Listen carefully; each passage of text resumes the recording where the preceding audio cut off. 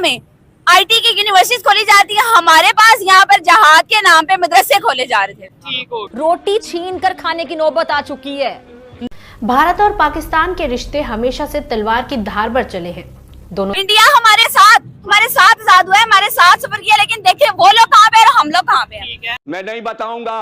Pakistan definitely सी बात है कश्मीर का मुद्दा इसलिए सामने रखते हैं क्योंकि IMF हमें फंड नहीं देता। जब कश्मीर की बात आती है तो पैसे ऑटोमेटिकली कह लेंगे पाकिस्तान के पास आना शुरू हो जाते हैं, लेकिन वहाँ पर क्या बात कर रहे हैं? ये जो $700 बिलियन हैं और हमारे जो $16 बिलियन हैं, इनमें फर्क यही है कि उनके अर्न हैं, हमारे डोनेटेड हैं।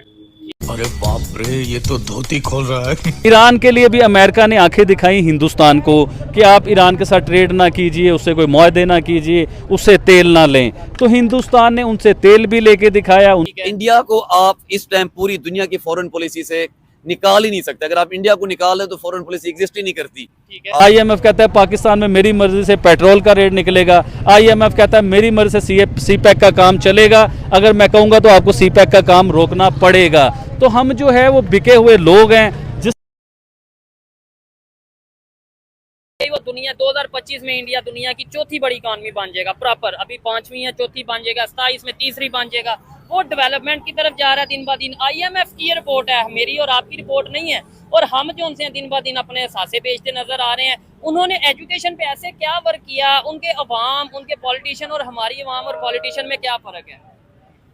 उन्होंने काम किया है बजाय उन्होंने ना, मैं बड़ा सिंपल सा इसमें फिनोमिना है। जब तक हम मुसलमान, काफिर और दोस्त, दुश्मन, अच्छा बुरा, सच्चा झूठा, इन चीजों में से नहीं ना निकलेंगे। ठीक है। और उन्होंने काम किया है, उन्होंने ये नहीं देखा, उन्होंने दोस्ती दुश्मनी नहीं देखी, उन्होंने ये नहीं देखा कौन हिंदू है हमने उसके साथ ट्रेड करनी है, उन्होंने ये नहीं देखा कौन मुसलमान है हमने उसके साथ ट्रेड करनी है। अपने ममालिक के देखिए, ममालिक की दोस्तियां और दुश्मनियां नहीं होती चौधरी साहब, ममालिक की अपने मफाद होते हैं, इंटरेस्ट होते हैं।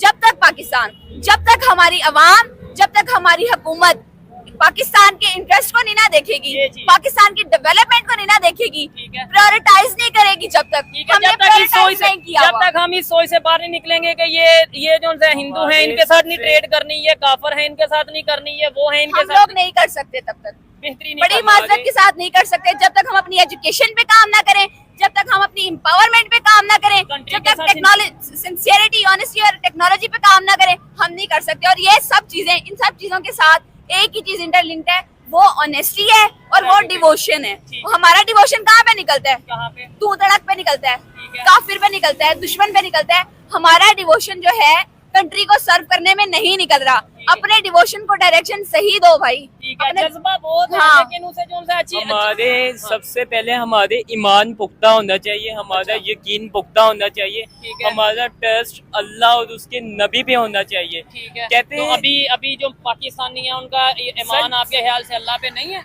आपका ईमान अल्लाह पे नहीं है? अल्लाह भी ईमान है। मैं फॉर एग्जांपल एक बात करता हूँ, हम लोग कहते हैं हम लोगों के पास इल्म बहुत ज्यादा है, उसमें अमल करने वाला नहीं है। खुदा का वास्ता है, अपने हर एक काम में अल्लाह और उसके नबी को शामिल करे।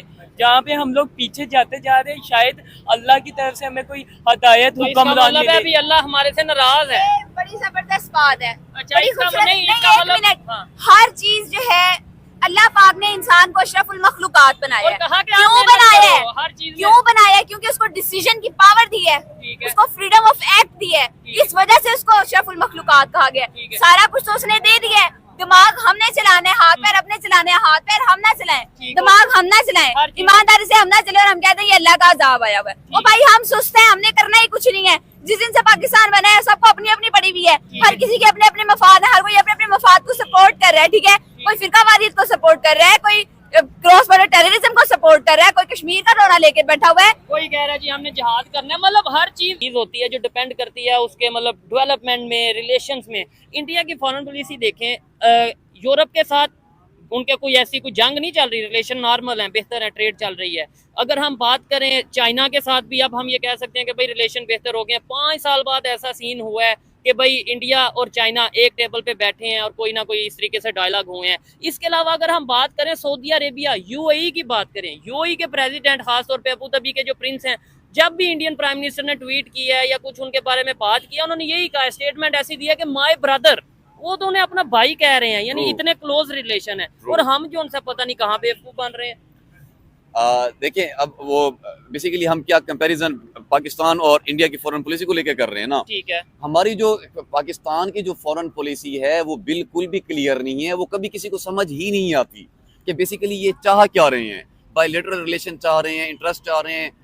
हमारी पॉलिसी अगेन मैंने आपको पहले क्लियर कर दिया है कि जो हमारी फॉरेन पॉलिसी है वो डिपेंड करती है कि हमें एड कहाँ से मिलनी है या हमें फंडिंग कहाँ से मिलनी है। अच्छा। जहाँ से मिलेगी हमारा एरिया ऑफ इंटरेस्ट वहाँ चेंज हो जाएगा।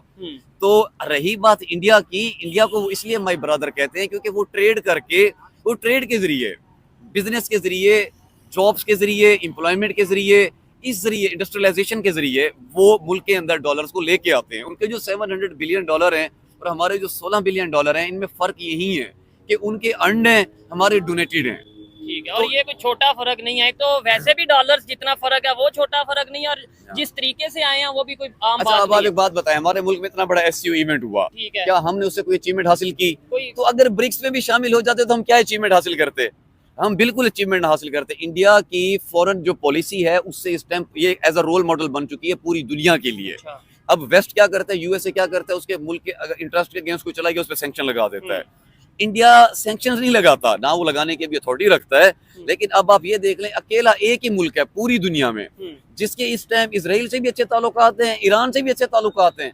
जबरदस्त ईरान- ऐसा खेल है, मतलब हाँ। ऐसी उनकी फॉरेन पॉलिसी है, बिल्कुल। ऐसी उनकी स्ट्रेटेजी है कि, और बिल्कुल। इवन इसके अलावा रशिया से भी बेहतर है, यूक्रेन से भी बेहतर है। रशिया और यूक्रेन, उन्होंने तो अपने एम्बेसडर को वहां से इसराइल से वापस बुला लिया। ठीक है। लेकिन वाहिद इस टाइम दुनिया में एक ही इंडिया कंट्री है जिसके एम्बेसडर इस टाइम इसराइल में मौजूद हैं ठीक है। और ईरान में भी मौजूद हैं। ठीक है। तो ये बात ईरान को भी बहुत अच्छे से पता है कि ईरान और इसराइल वार के अंदर इंडिया कितना बड़ा रोल प्ले कर सकता है। जब आपके एम्बेसडर ही नहीं रहे, टेबल टॉक ही आपने खत्म कर दी, तो वार, क्योंकि जितनी भी वार हो जाए खत्म तो टेबल टॉक पे होनी है। बिल्कुल तो ऐसे। टेबल टॉक का इस टाइम जो एक वाहिद मीडिएटर है जो आपका एज अ कैटलिस्ट काम कर सकता है वो इंडिया है। ठीक है। इंडिया को आप इस टाइम पूरी दुनिया की फॉरेन पॉलिसी से निकाल ही नहीं सकते। अगर आप इंडिया को निकाल लें तो फॉरेन पॉलिसी एग्जिस्ट ही नहीं करती। ठीक है। बने अभी रिसेंटली आपने देखा होगा कि पाकिस्तान के मीडिया ने बड़ी खबर चलाई हुई थी कि पाकिस्तान से खजाने निकल आए हैं, पाकिस्तान से जो है जी पहाड़ों में से सोने निकल आए हैं, वो गैस निकल आई है, पेट्रोल निकल आया है उस पहाड़ों में से। वो इतनी खबर चली, पाकिस्तानियों आप फिक्र ना करो, आपके सारे कर्जे उतर जाएंगे, ये हो जाएगा, वो हो जाएगा।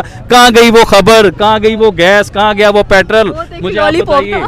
वो सब एक ड्रामा था ना, हमें बेवकूफ़ बनाया होता है। फिर मीडिया के ऊपर बहुत बड़ी खबर चल रही होती है जी, कौम के लिए बहुत बड़ी खुशखबरी, लोगों के लिए बहुत बड़ी खुशखबरी। जब पूछा जी क्या खुशखबरी, पढ़ा क्या खुशखबरी, तो पता चला जी IMF से हमें एक बार और कर्जा मिल गया, ये खुशखबरी हमें दे रहे हैं। काश हमें ये खुशखबरी हमारे हुक्मरानों ने ये दी होती कि हमने IMF से दोबारा अब कर्जा ही नहीं लेना। हमने ये पॉलिसीज कर ली हुई है कि IMF के दोबारा हम उनके आगे घुटने ही नहीं टेकेंगे, उनके आगे झुकेंगे नहीं। ये पॉलिसीज होनी चाहिए थी।